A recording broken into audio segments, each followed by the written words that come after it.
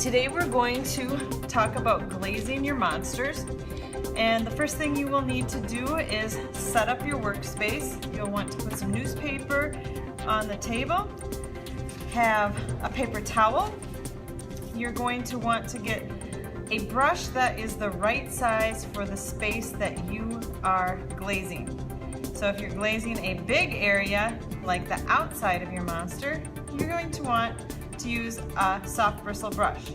If you're glazing teeth or a hard to get to place, you're going to want to use a softer, small bristle brush. So think about this when you choose your brushes. How big of an area am I glazing? What size brush would work the best for that area? Then you're going to need your glaze. You should have chosen your glaze colors by looking at the different websites on the last video. Make sure you read the labels. I'm going to use a sassy yellow on the outside of this monster, and I've chosen a red brown for the inside mouth of the monster. Anything I want to be white on this monster, I'm going to leave bare clay. So the first thing I need to do is hold the cap and shake this glaze up really good. It sounds like it's going to be the right consistency. You want it to be like a thick cream and not to have lots of chunks. And then you're going to turn the lid. And you can look inside. I can see that it is flowing nicely. There's no big chunks. And it looks to me about the right thickness. If you're unsure, just ask me and I can do a little test and let you know. Some of the glazes dry out over time and we'll need to add water and stir them really good, but this one's okay. The first place you're going to glaze is the inside of your monster's mouth. This is the hardest to get to place, and also you're going to have your hands on the outside, so rather than glazing the outside and then touching that glaze a bunch, start with the inside of the mouth. Whenever you're using glaze, you're going to lay it on. You're not actually painting with it. It's a liquid form of glass, so you want it to be applied fairly thickly, and you're laying it on. So you're getting that brush nice and loaded with the glaze and spreading it around and making sure that you're covering all areas of the clay. If you don't cover all areas, it won't look nice. It'll have some spots where it looks like you don't have enough color. I chose a red brown for the inside of my monster's mouth because inside of your mouth usually looks darker, yet a person's inside, or I guess it doesn't have to be like a person because it's a monster, but inside the monster's mouth, it is flesh. And so I'm hoping that this red brown will look kind of like the inside of a human mouth. Now, as you can see, I have to work around the teeth. If I get some on the teeth, I can wash this glaze off. So I'm gonna try hard not to because it's easier to not have to wash the glaze off. But if I do get it on there, it's okay. I can just go back with a sponge and I can wipe it off.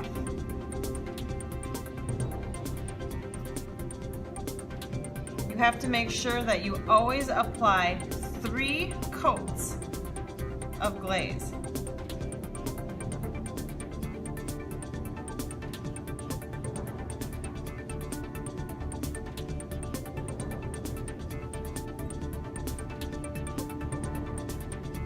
Try to get them as even as you can. Notice that I dipped directly out of the container of glaze.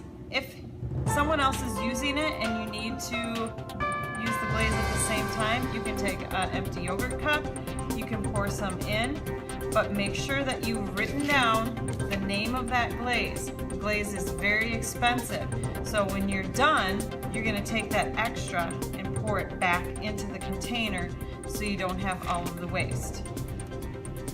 It's also important when you're done working with the glaze to make sure you screw the cap on. Doesn't have to be super tight, but make sure it's on straight, because if it's on crooked, glaze can spill out the side and it will dry out. The next thing I'm going to glaze is the outside of the monster's body.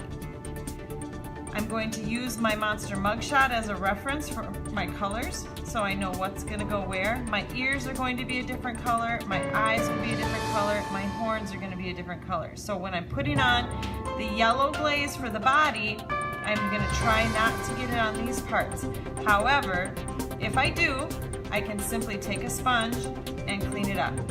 So now I'm going to shake up this glaze really good. Notice my finger is on the lid so it can't come open. And carefully open the bottle. I have a large bristle brush chosen for this body so I can work more quickly. And because this container has a smaller opening, I'm just going to pour some in. I don't need a lot. I can always come back for more. One important thing to remember is to not glaze the bottom of your monster. When it's fired in the kiln, it's going to sit on the bottom. If there's glaze on the bottom, it's glass and it will melt and your monster will stick to the bottom of the shelf. Then I'll have to break it to get it off. So I'm going to hold the monster in a place that's comfortable, and I'll start applying my first coat. Do the back side, but again, I'm going to avoid glazing the very bottom of the pot. Now that I have 3 coats of glaze on my monster, I am going to glaze the horns and the ears and the eyes, and I'll go ahead and clean up those teeth. So I want some different colors. I've chosen orange for my ears, again shaking with the cap on, and because those ears are small, I've chosen a small brush to work with. Now fill it up. Now I have some yellow glaze that got onto the ear. I'm just going to go right over top of that with my orange glaze. It shouldn't change the look of the glaze too much. And it's okay to touch the glaze as long as it's dry. It shouldn't come off.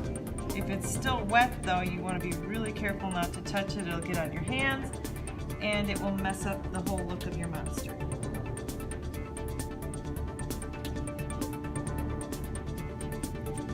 Have areas with grooves or deep areas, you have to kind of push that glaze down in it.